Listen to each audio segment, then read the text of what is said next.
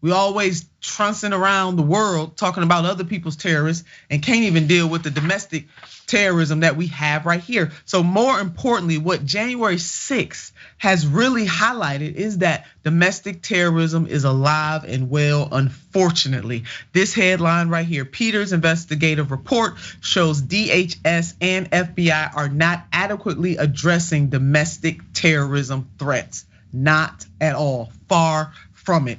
This one, white supremacists and militias have infiltrated police across US, a report shows.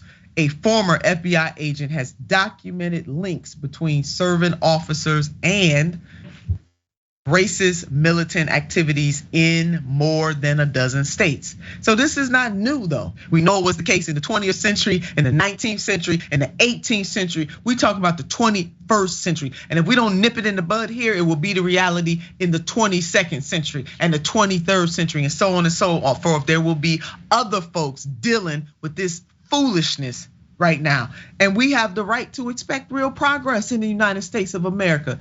It is unfathomable that we are still having this particular conversation with so many folks who have come into the black community in particular and asked for our votes and talked about how they're gonna do better, how they're gonna change systems and policies. And when they get in these offices, they forget everything they said they ever were going to do. And I'm not talking about uplifting individual black folks and giving individual black folks fancy titles and high places and they in high spaces and nothing is changing systemically for black people. All of that is good. Symbols do matter, substance matters more. But how do we get systemic change in the United States of America? That is what we want to know.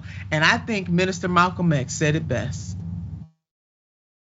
That we're making progress in this country and worldwide? No. I will never say that progress is being made. If you stick a knife in my back 9 inches and pull it out 6 inches, there's no progress. You pull it all the way out, that's not progress. The progress is healing the wound that the blow made. And they haven't even begun to pull the knife out, much less try and heal the wound. They won't even admit the knife is there. I just had to say to my soul, because thinking about when Malcolm X said this a few months later, he gave this speech about the ballot or the bullet. And I think he was talking about how and where black people were. And like you said, if we don't address this problem, this almost 500-year-old problem where white supremacy is systematically ingrained in America, we're gonna be dealing with this for our foreseeable future. And I think what people should not pretend is, like he said, that we are having progress because some people are being uplifted because we had a black president.